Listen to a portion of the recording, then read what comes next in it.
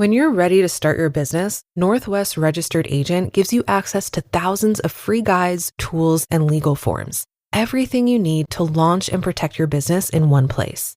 Northwest Registered Agent has been helping small business owners and entrepreneurs launch and grow businesses for nearly 30 years. They're the largest registered agent and LLC service in the U.S., with over 1,500 corporate guides, real people who know your local laws and can help you in your business every step of the way.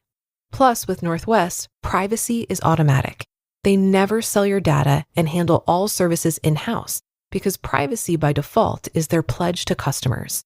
Don't wait. Protect your privacy, build your brand, and get your complete business identity in just 10 clicks and 10 minutes. Visit northwestregisteredagent.com/OFD-free and start building something amazing. Get more with Northwest Registered Agent at northwestregisteredagent.com/OFD-free. This is Optimal Finance Daily, Transferring a Primary Residence to Children, Part 1, by Mullaney of FItaxGuy.com. How do you pass your family's house to your children? It's a pressing question and involves significant tax, legal, and emotional considerations. Unfortunately, it's a topic about which there is much confusion. This blog post discusses some of the important considerations, but as a blog post, it can only scratch the surface. Anyone looking to efficiently pass on their home is well advised to consult with their own lawyer, tax professional, and in some cases, their banker as well. Minor children. To my mind, the primary planning objective of married couples with minor children is to account for what happens if both spouses die. Such couples would want their children taken care of in the most flexible manner possible. Generally speaking, in such situations, it's often best to work with a lawyer to transfer the primary residence to a revocable living trust. In the event of both spouses' deaths, the house would be held by the trust and managed by the trustee of the trust. It could be sold or rented for the benefit of the children, or kept so the children and their guardians could live in the house. This resolution is generally preferable to leaving a house directly to minor children. Revocable living trusts. What is a revocable living trust? It's generally a written trust drafted by a lawyer that owns property the grantors or settlers transfer to the trust. For this sort of planning, usually spouses, the grantors, transfer their home to the trust and designate themselves as the primary beneficiaries of the trust. The trust provides that the grantor's minor children are the successor beneficiaries. Upon both spouses' deaths, the trust becomes irrevocable, and a trustee holds the assets and manages them on behalf of the beneficiaries, the minor children. The best thing about a revocable living trust, as long as the grantors are alive, the trust is fully revocable, so mistakes can be easily fixed working with a lawyer. Revocable living trusts also generally avoid probate. Tax effect. One nice thing about a revocable living trust is that it doesn't change the grantor's tax situation. All the income of the trust assets remain the taxable income of the grantor. Generally speaking, the grantor's tax return does not change at all. Further, favorable tax rules, such as the $250,000 per person exclusion for capital gains on qualified primary residences, apply unchanged. Parents placing their primary residence in their own revocable living trust does not necessitate the filing of a federal gift tax return, Form 709. Upon inheriting a house as the beneficiary of a revocable living trust, the child takes a fair market value tax basis in the house, the so-called step-up in basis. This makes using a revocable living trust a tax-efficient way of passing a house to the next generation. Adult children. Okay, but what about adult children? It's readily apparent that 5-year-olds should not own real estate outright. But what about grown children? If a primary goal is simply avoiding probate, why not use a joint tenancy with the rights of survivorship instead of a revocable living trust?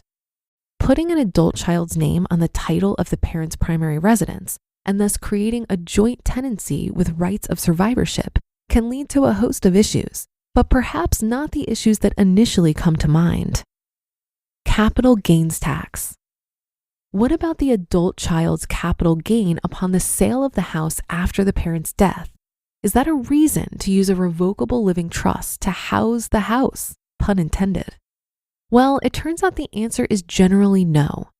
Assuming the adult child did not contribute to the acquisition of the house, the adult child can take a full fair market value basis in a house acquired from a joint tenancy.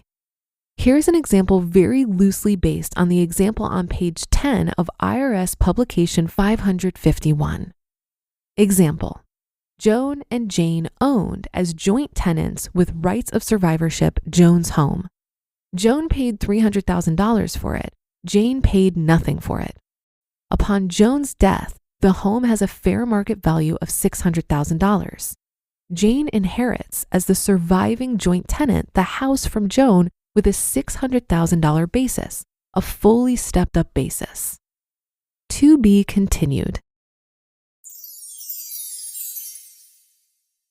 You just listened to part 1 of the post titled Transferring a Primary Residence to Children by Sean Mullaney of FItaxGuy.com. All these patients complaining they can't get their medicines. Insurers and PBMs are often owned by the same giant company, so middlemen, like me, decide what medicines you can get and how much you pay. But don't worry, if your prescription gets denied, we know another one that works for us. I mean, you. Washington should stop PBMs and insurers from driving up drug costs. Learn more at phrma.org/insurer costs. Paid for by Pharma. Imagine you're a business owner who has to rely on a dozen different software programs to run your company. Each one is expensive, overly complicated, and worst of all, none of them are connected. Now imagine a platform that could tackle all of your business management needs in one place. That platform you're imagining? It's Odoo. Odoo has all the programs you'll ever need, and they're all connected on a single, simple, easy-to-use software, giving you peace of mind that your business is always being taken care of from every angle. Odoo assists in accounting, marketing, inventory, HR, CRM, manufacturing, and everything in between through its user-friendly interface and open source applications. Basically, if your business needs it, Odoo's got it.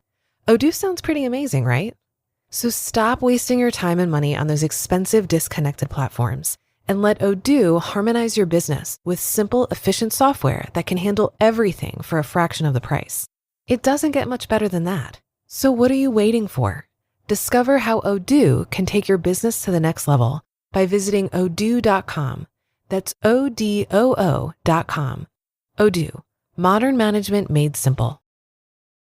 While this article discusses the best ways to leave property to your children, there might be some good reasons to not go this route. According to a Wall Street Journal article by Malcolm Butler, despite the best of intentions, this decision isn't always in the best interest of the heirs.